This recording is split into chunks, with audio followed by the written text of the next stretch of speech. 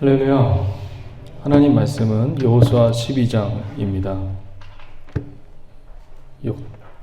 여호수아 12장 1절에서 6절 그리고 24절 보도록 하겠습니다. 여호수아 12장 1절에서 6절 그리고 24절.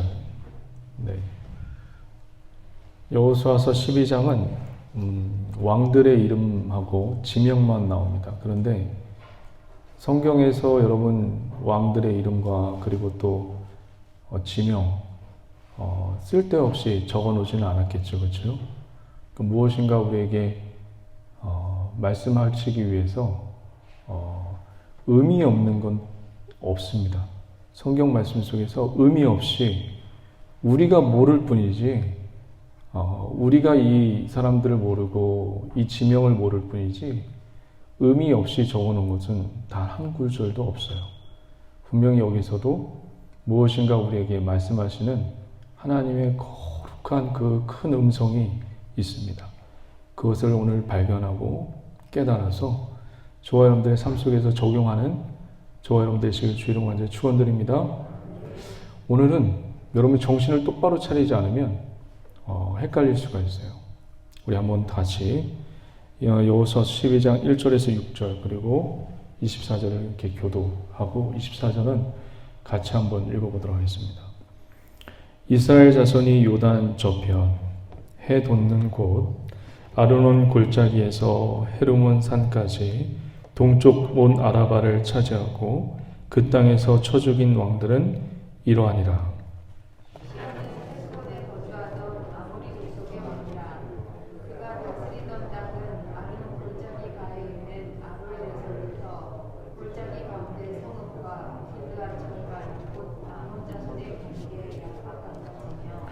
또 동방 아라바 긴네롯 바다까지며 또 동방 아라바 바다 곧 여메의 벳 여시못으로 통한 길까지와 남쪽으로 비스가 산기스까지이며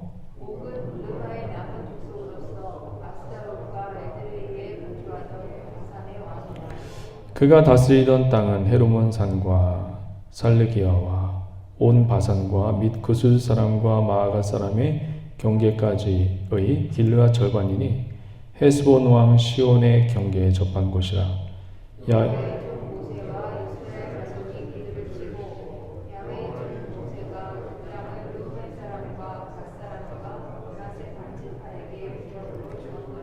자, 24절 다 같이 읽어봅니다. 시작. 하나는 다리사 왕이라 모두 31왕이었더라. 아멘. 우리 좌우옆분들에게 이렇게 인사하도록 하겠습니다. 주님이 지키시고 붙드십니다. 네, 한 번 더 인사하겠습니다. 주님의 이름으로 축복하고 사랑합니다. 네, 축복하고 사랑합니다. 하나님의 은혜가 저와 여러분들 가운데 넘쳐나길 주 이름으로 먼저 축복합니다. 그러니까 오늘 말씀은 이스라엘 왕이 아니에요. 누구 왕이냐면 가나안 땅의 왕들을 정복 이스라엘이 물리쳐서 폐위한 가나안 땅들의 왕들의 이름을 오늘 적어놓은 겁니다.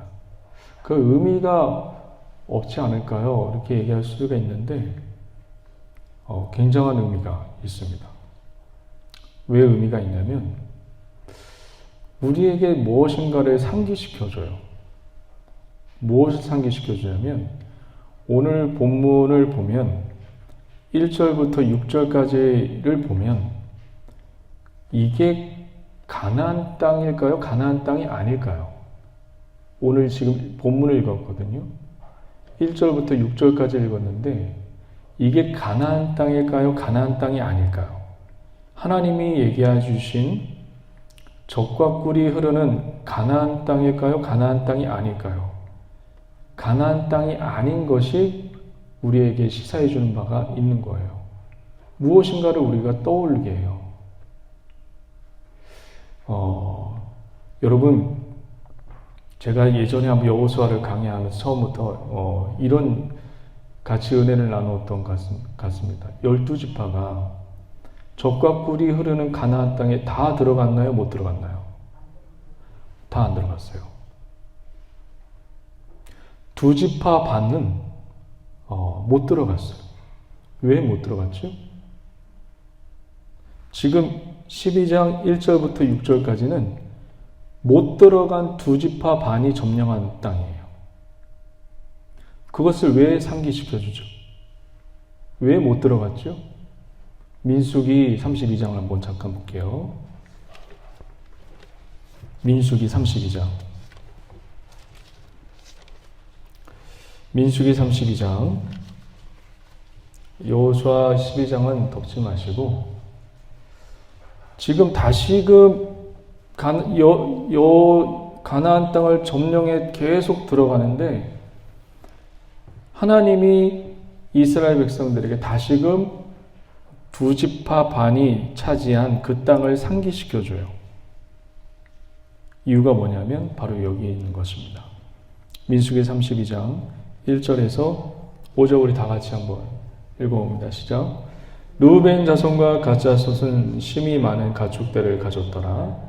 그들이 야셀 땅과 길르앗 땅과 본즉 그곳은 모축할 만한 장소인지라. 보았어요. 보았는데 무슨 장소이래요? 네, 가나안 땅보다는 하나님이 주신 땅보다는 내가 발견하고 내가 본 땅이 여기 살만한데 야 여기서는 먹고 살만하고 내가 부자가 될 수 있을 것 같은데 라고 생각하면서 그 땅을 본 겁니다. 그러니까 가나안 동편을 얘기하는 거죠. 2절 다 같이 봅니다.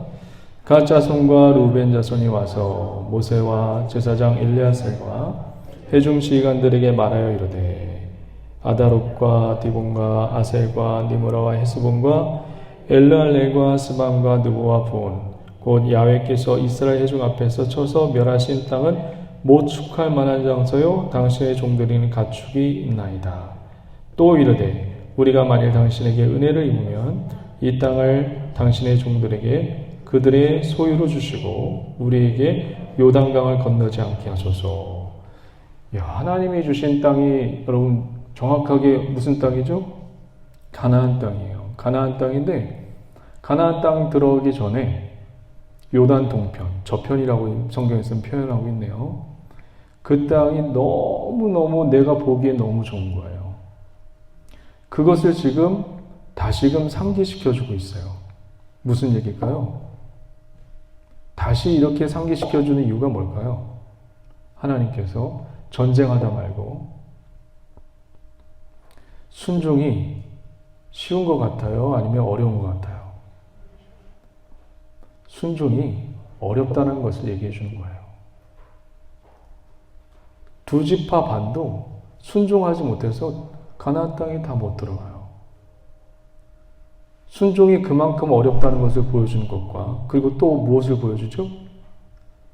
이스라엘 12지파의 불순종을 생각해주고 불순종을 상기시켜주는 거예요.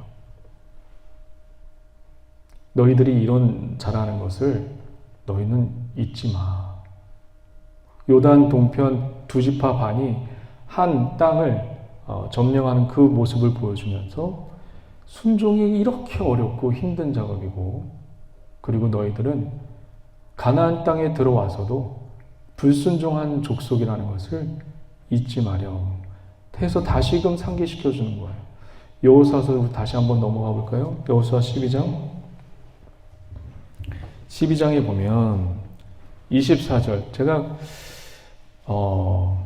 24절 한번 다시 한번 우리 한번 읽어볼게요.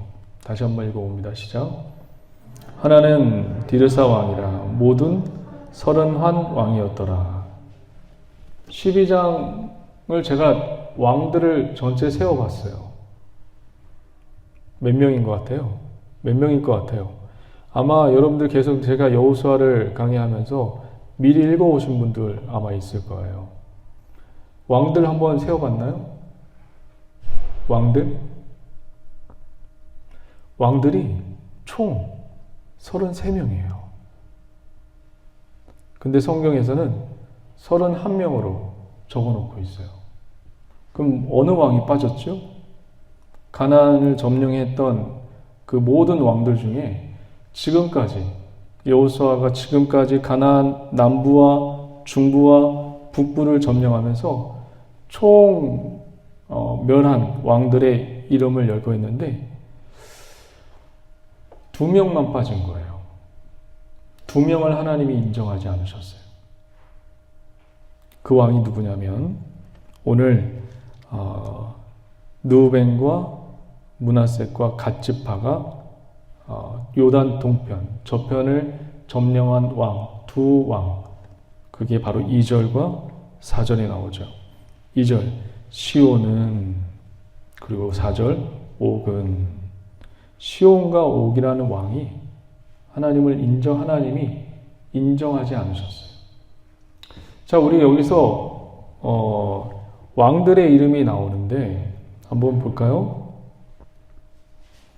이제 8절부터 쭉 왕들의 이름이에요. 가나안 땅을 점령한 왕들의 이름인데 이게 다 31명입니다.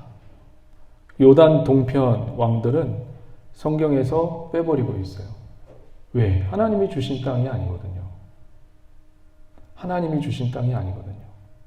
자기들이 원해서, 자기들이 보기 좋아서 거한 땅이고 선택한 땅이거든요. 그 왕들은 제하고 하나님이 주신 것만 하나님이 성경에 기록해 놓고 있습니다. 자, 지금 우리가 지금 보고 있는데 33명의 왕을 지금 이스라엘 백성이 물리쳤단 말이에요. 33명의 왕 총. 저를 한번 보세요. 지금 전쟁을 했단 말이에요. 여러분, 우리가 여호수아를 계속 보면서 여리고 성의 전쟁, 아이의 전쟁, 예루살렘 왕과의 전쟁, 하솔과의 전쟁, 이걸 지금 다 보았단 말이에요. 그런데 거기에 보면 크고 작은 전쟁들이 있어요. 크고 작은 전쟁. 크고 작은 전쟁인데 굉장히 큰 전쟁인데 하나님의 도움으로 이 큰 전쟁을 그냥 순식간에 훅 넘어가 버리고. 근데 아주 조그만 전쟁인데 막 진을 빼고 그리고 막 애달프고 그렇게 넘어간 전쟁도, 아이성의 전쟁도 있었어요. 우리의 삶이 어떻습니까? 전쟁 아니에요? 어떨 때는 지금도 아마 해결이 안 된 전쟁이 아마 저와 여러분들 가운데 있지 않을까라는 생각이 들어요. 지금도 하나님과 씨름하면서 하나님 이 문제 좀 해결해 주십시오 라는 전쟁이 분명히 있을 거고, 어느 무엇인데 그냥 인생에서 이 어려움을 그냥 하나님의 도움으로 쑥 하고 넘어가 버린 그런 인생의 전쟁도 아마 있을 겁니다. 아직도 이 조그만 문제인데 지금까지 막 하나님 앞에 애달프면서 고달프면서 진땀을 흘리면서 해결해 달라고 하나님 앞에 외원하면서 그렇게 기도하시는 분들도 아마 있을 거예요. 근데 하나님이 이렇게 이 왕들을 점령한 이 전쟁을 보여준 이유가 뭘까요? 우리에게. 그리고 우리 인생에게 왜 전쟁을 이렇게 갖다 줄까요? 하나님이 왜 전쟁을 그냥 웃고 떠들고 그냥 기쁘고 즐겁게 지내면 얼마나 좋아요. 근데 왜 하나님은 꼭 인생에서 우리에게 전쟁을 이렇게 주실까요? 병도 주고, 그리고 관계도, 인간관계의 그 문제도 주고, 그리고 자녀의 문제도 주고, 내 인생의 비전에 관한 문제도 주고. 왜 이런 전쟁을 하나님이 허락하실까요? 이 전쟁을 싸워서 이기라고? 하나님이 가나안 땅에는 여러분 젖과 꿀이 흐르는 땅이라고 얘기하지만 가나안 땅에는 솔직히 누가 있어요? 우상을 섬기는 사람들이 있었어요. 진공 상태가 아니에요. 거기에는 어마어마한 우상을 섬기는 사람들과 잡신들이 어마어마하게 많았어요. 그 땅을 하나님이 주셨단 말이에요. 전쟁을 통해서 점령하래요. 왜 전쟁을 주신 거예요? 싸워서 이기라고? 그게 최종 목적일까요? 하나님이? 우리에게 전쟁을 주신 이유는 하나님의 사람으로 만들기 위해서 전쟁을 주신 겁니다. 믿으십니까? 기억하세요. 우리에게 전쟁을 주신 이유는 싸우라고 주신 게 아니에요. 우리를 만들어가는 거예요. 하나님의 사람으로. 이걸 기독교적인 용어로 성화라고 하죠. 성화. 점점점 거룩해지는 거. 하나님의 사람으로 만들. 근데 한번 물어볼게요. 우리가 시간이 지나고 예수님을 잘 믿고 그리고 예배도 잘 드리고 기도도 많이 하고 시간이 지나고 나이가 들으면 정말 거룩해질까요? 정말 거룩해질까요?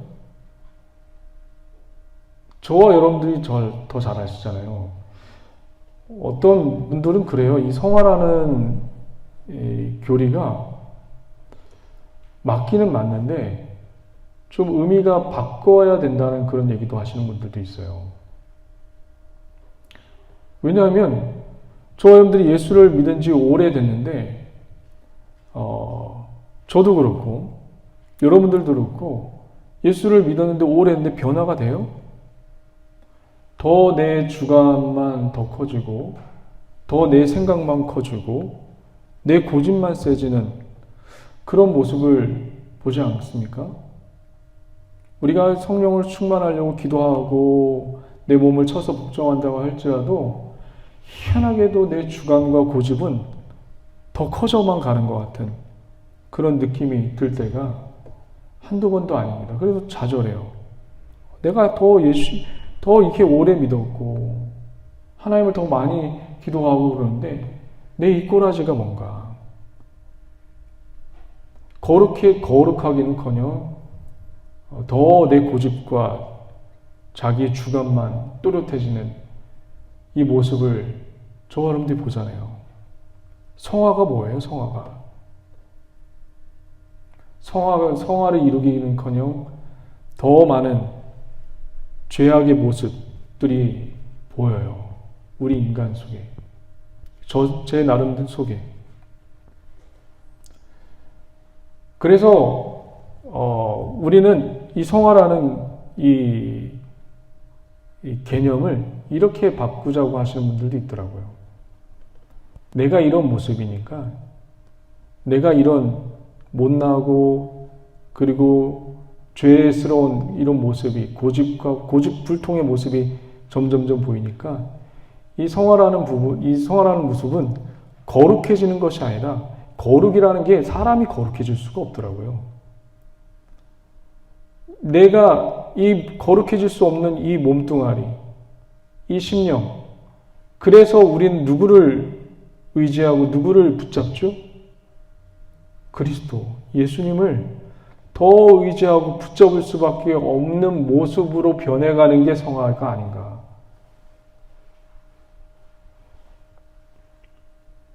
맞죠? 그렇죠. 한번 생각해 보세요. 내가 점점점 우리가 나이가 들면 들수록 더 완고해지고 더 고집만 있고 나만 생각하고 그런 모습들이 저와 여러분들에게 있어요. 제가 그래요. 모든 게 다 나의 중심적으로 생각하게 되고 그렇더라고요. 그래서 하나님 앞에 엎드려 이 못난 모습을 하나님 어떻게 하면 좋겠습니까? 그래서 주님의 은혜가 필요하고 주님의 공로가 필요합니다. 라고 기도할 수밖에 없더라고요. 저 여러분들 더 나이가 들어가면 들어갈수록 더 연글면 연글수록 내 삶에 예수님이 없으면 안 됩니다. 라는 그런 은혜가 있기를 주의 이름으로 간절히 축원드립니다.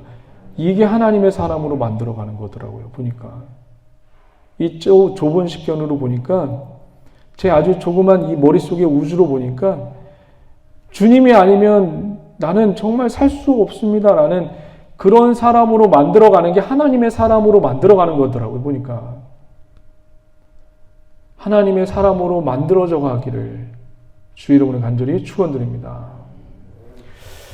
그리고 오늘 말씀을 보니까 12장만 봐봐요. 13장, 14장 넘어가면 뭐 유다의 경계, 납달리의 경계, 단의 경계 이렇게 나오는데 12장만 보면 되게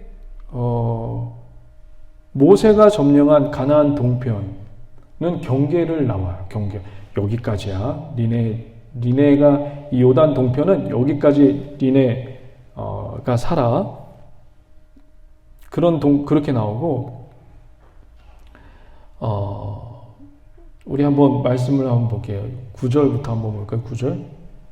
9절부터 보면 가나안의 왕들을 점령했는데 경계가 나오지 않아요. 하나는 여리고 왕이요, 하나는 베델 곁에 아이 왕이요, 하나는 예루살렘 왕이요, 하나는 헤브론 왕이요, 하나는 야르무드 왕이요.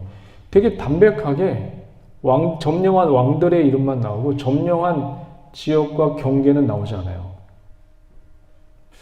그냥 12장만 놓고 봤을 때 13장, 14장에는 뭐 유다나 뭐 시몬이나 뭐 그런 경계가 다 나와요. 근데 12장만 놓고 볼 때 가나안 왕들을 점령한 왕들만 이름만 담백하게 적어놨어요.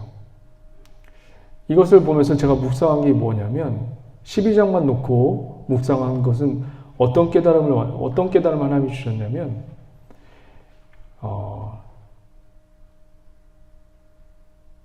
가나안 땅에서 순종만 하면 주님 앞에 하나님 앞에 순종하기만 하면서 살기만 하면 이 경계가 없는 축복을 주시지 않는가.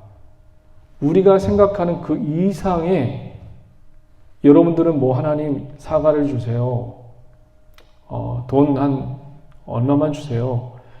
그러는데 하나님은 이 경계를 뛰어넘는 우리가 생각하는 그 이상의 놀라운 은혜와 축복을 주시는 하나님을 만나는 그런 은혜가 있기를 주의 이름으로 간절히 축원드립니다. 하나님은요, 지금도 여러분들의 지금 마음에 모든 생각과 모든 것을 감찰하고 있습니다. 믿으십니까? 이 자녀가, 내 자녀가, 이 권사가, 이 장로가, 이 집사가 무엇을 지금 구하고 있구나. 그렇지. 내가 이거보다 더 큰 걸 준비하고 계획해 놔야지. 이런 놀라운 하나님의 은혜를 우리 기왕목된 믿음의 성도님들이 받아 누리시길 주의 이름으로 간절히 축원드립니다. 충분히 그럴 자격이 있어요. 믿으십니까? 여러분들은 누구입니까? 하나님의 자녀예요. 하나님의 자녀예요. 하나님의 자녀입니다. 할렐루야. 믿으십니까? 하나님의 자녀는 그 누구도 건들 수 없습니다. 하나님의 자녀라고 명한 하나님의 사람들은 그 누구도 건들 수 없어요. 믿으십니까? 그 놀라운 축복과 은혜가, 경계를 넘는 은혜가 임하길 주의 이름으로 간절히 축원드립니다. 자, 이제 마지막으로 24절 한번 보도록 하겠습니다. 24절. 한번 생각해 보세요. 다 같이 한번 읽어보고 생각해 보도록 하겠습니다. 하나는 디르사 왕이라 모두 31왕이었더라. 33명인데 왜 31라고 또 하나님께서 여기에서 또 다른 것을 또 우리는 발견해야 돼요. 33명은 왕을 기록해 놓고서 딱 마지막에 인을 박아놓은 것은 31명이야. 2명은 빼버려요. 무엇을 의미하는 걸까요? 무엇을 우리에게 가르쳐 주는 걸까요? 자, 내가 주는 것만 축복이야. 내가 주는 것만 내가 인정할 거야. 내가 주는 것만 복이야. 할렐루야! 이걸 얘기하고 있는 거예요. 하나님은 요단 동편을 주지 않으셨어요. 가나안 땅 젖과 꿀이 흐르는 땅만 주셨어요. 그 땅만 하나님이 인정하고 있어요. 내가 주는 것만 복이야. 할렐루야! 하나님이 주시지 않는 것을 먹으면 배 터져 죽어요. 배탈 나요. 오늘 하나님이 주시는 것으로 충만해지고 채워지는 은혜가 있기를 주의 이름으로 간절히 축원드립니다. 사도행전 10장에 보면 베드로가 환상 가운데 이걸 봐요. 하늘에서 이제 보자기가 내려오죠. 보자기가 내려오면서 그 안에 기는 것과 공중에 나는 것과 짐승들을 보여주면서 베드로야 먹어 그럽니다. 근데 베드로가 3번이나 거절해요. 왜 먹지 못하냐면 율법에 이스라엘 율법에 뭐 굽이 갈라진 것도 먹지 말라고 하고 뭐 성경에 보면 율법에 의하면 뭘 먹지 말라고 하고 까마귀 먹지 말라고 하고 뭐 그런 게 있어요. 근데 하나님은 먹으라고 해요. 율법에 내가 전통의 영향을 많이 받아서 내가 율법의 영향을 받아서 그렇게 배우고 자랐기 때문에 하나님이 아무리 그렇게 얘기해도 나는 먹지 않겠습니다. 3번이나 거절을 해요. 그리고 환상이 싹 사라집니다. 그러고 나서 어떤 사람이 찾아와서 고넬료 백부장이라는 이방인이 찾아와서 우리 집에 와서 설교를 해달라고 그렇게 합니다. 근데 가고 싶지 않아요. 이방인이라서. 그래서 성령이 강권해서 이방인의 집에 들어갑니다. 이방인들과 같이 식사하면 안 돼요. 율법에 의하면. 같이 얘기도 하면 안 돼요. 근데 성령이 강권해가지고 하나님이 베드로를 밀어붙이죠. 그래서 고넬료 백부장의 집에 가서 설교를 했더니 가고 싶지 않은데 설교를 했단 말이에요.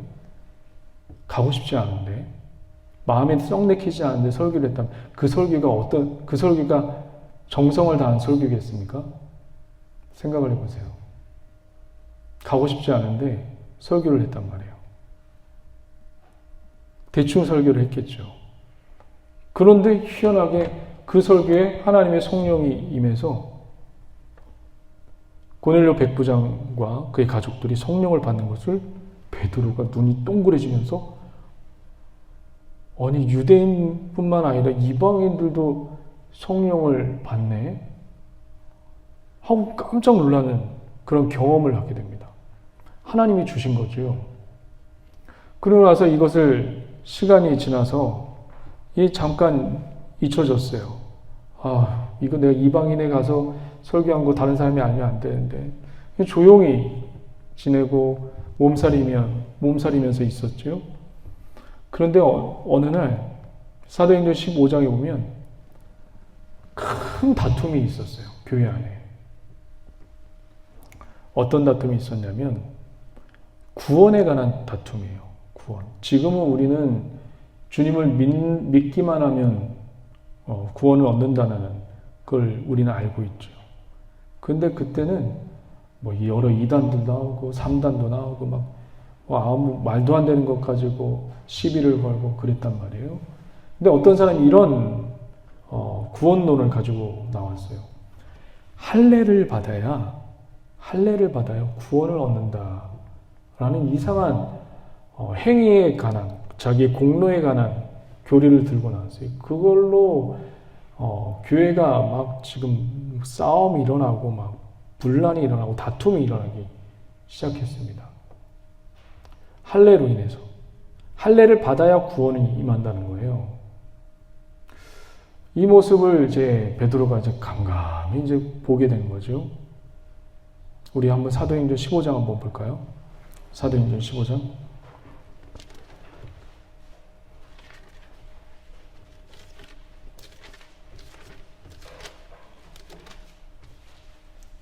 사도행전 15장 한번 볼게요.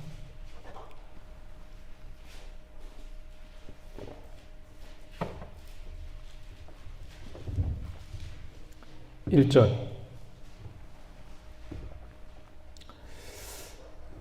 이게 유명한 제1차 회의예요.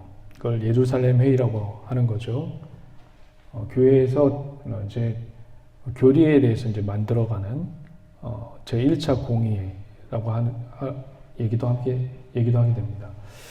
예루살렘 회의라고 해요. 1절. 어떤 사람이 유대로부터 내려와서 형제들을 가르치되 너희가 모세의 법대로 할례를 받지 아니하면 능히 구원을 받지 못하리라니. 2절 다 같이요.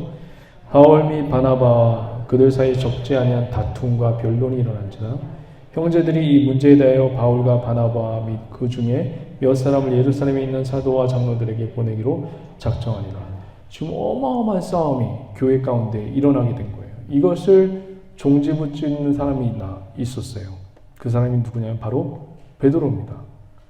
베드로가 어떤 경험이 있었죠? 하나님이 어떤 걸 베드로에게 주셨죠? 환상을 통해서 각종 짐승들을 먹이는 환상을 통해서 백부장 이방인 고넬료 집에 보내고 고넬료 집에서 그냥 대충 설교를 했는데도 성령이 임하는 그것을 목격한 것을 하나님이 생각나게 하시고 하나님이 깨닫게 해주십니다. 그래서 베드로가 이 문제를 단번에 해결해요. 하나님이 무엇을 주셨기 때문에, 하나님이 그런 환상을 보여주시고 주셨기 때문에 그 문제를, 이 다툼과 어려움을 한 방에 해결합니다. 7절 한번 읽어봅니다. 6절.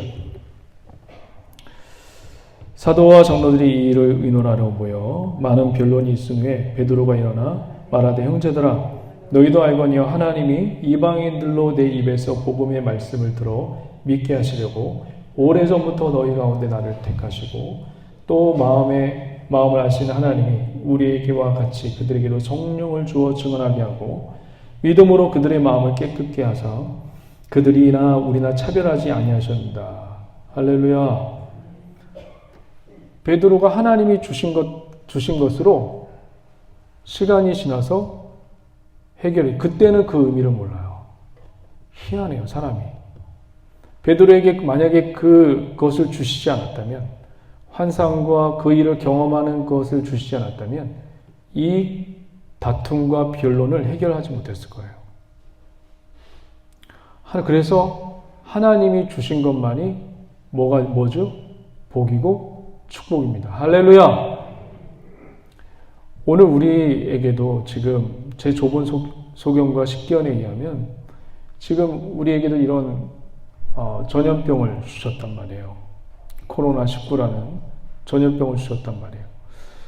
이 교회에 지금 2년 동안 지나와 보니까 제 좁은 소견과 식견에는 이 코로나를 주신 하나님의 의미가 이것처럼 보여져요. 자, 코로나로 인해서 이 교회가 뭘 했죠? 이 교회를 뭐 했죠? 구역 예배도 못해요. 모여서 예배를 못 드려요. 그리고 또 뭐 선교도 못 가요. 구제도 잘 안 돼요. 교회에서 뭘 했나요? 코로나로 인해서. 교회에서 한 거는 예배하고 찬양하고 기도밖에 안 했어요.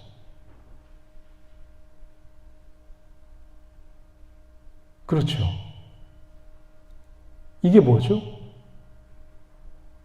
본질이라고 하는 거예요. 기도와 찬양과 예배는 본질이에요. 하나님이 2년 동안 하나님이 우리 교회 가운데, 한국 교회 가운데, 전 세계 교회 가운데 무엇을 주셨냐? 본질을 주셨어요. 우리가 식사를 해요? 뭘 해요? 교회에서. 그런데도 하나님께서 교회를 향한 놀라운 사랑과 은혜는 끊이지 않았습니다. 믿으십니까? 본질이 회복된, 본질을 하나님이 던져주신 거예요. 너희 교회들이 해야 할 것은 뭐 다른 것이 아니라 예배와 찬양과 기도다. 이걸 보여주신 겁니다. 이것만 회복이 되면 나머지 건 안 해도 된다는 것을 우리에게 보여주시는 거예요. 물론 안 해도 된다는 건 아니지만 그 나중에 이제 우리가 하나님의 은혜로 받아서 해야 되겠지만 가장 중요한 것을 놓치지 말라는 거예요. 우리 장로님이 아까 기도할 때 신령과 진정으로 예배를 드리자고 해요. 오늘 그 말씀이 이번에는 개역개정에 의해서 영과 진리로 바뀌었어요. 왜 영일까요? 창세기에 보면 이 모든 노아의 홍수 전에 이 모든 사람이 무엇이 되었다고 얘기했죠? 그들이 남자는 세상 여자를 사랑하고 결혼하고 모든 사람들이 육체가 되었다라고 나와요. 근데 영으로 예배를 드려요. 육체는 뭐예요? 성경에서 말하는 육체는 하나님의 반대편에 서는 게 모든 게 다 육체예요. 맞죠? 그럼 영은 뭐예요? 영과 진리로 예배를 드리라는 얘기는 뭐예요? 하나님 편에서 예배를 드리라는 거예요. 영으로 드리라는 거예요. 그럼 진리는 뭐예요? 본질이에요. 바르게 가르치라는 거예요. 본질이 회복되는 예배가 하나님이 받으시는 예배라는 거예요. 우리가 이 코로나로 인해서 제 좁은 소견과 식견에는 그래요. 신앙적인 눈으로 볼 때는 하나님이 본질을 던져주셨구나. 이 교회를 향해서. 우리 교회가 본질 외로 넘어가잖아요. 또 다시 분열되고 싸우고 다투고 무너지고 난장판이 될 겁니다. 이것을 통해서 하나님께서 이 교회를 향한 본질의 회복을 원하시는 것이 아닌가. 이 좁은 머리와 좁은 우주와 좁은 식견에 의해서 이렇게 이야기를 합니다. 오늘도 저와 여러분들 하나님이 주신 것만이 복입니다. 하나님이 주신 것만이 은혜입니다. 베드로에게 하나님이 주셨어요. 그때는 이유를 몰랐어요. 왜 나에게 이런 경험을 하시지? 왜 나에게 이런 어려움을 주시지? 왜 이게 안 하고 싶은 거예요. 이방인에게 복음을 전하는 게 이게 여러분 그 당시에는 오늘날 같은 거는 쉬운 일인데 그 당시는 굉장히 고민하고 누가 안 볼까? 그런 정도의 사건이었단 말이에요. 안 하고 싶은 건데 하나님이 그걸 경험하게 하시고 부어주시고 알게 하시고 근데 나중에 보니까 이것 때문에 베드로에게 주신 거였어요. 여러분들의 상황 속에서 하나님이 주신 것이 있어요. 좋은 것만 주시진 않아요. 좋은 것만 주실 때도 있고 전쟁을 주실 때도 있고 아픔을 주실 때도 있어요. 이거는 다 하나님이 사단이 주는 것도 잘 분간하셔야 돼요. 하나님이 주신 거면 분명히 하나님께서 그걸 통해 사용하십니다. 믿으십니까? 하나님의 놀라운 은혜가 우리 기아옥된 믿음의 성도들 가운데 임하길 주의 이름으로 간절히 축원드립니다. 기도하시겠습니다.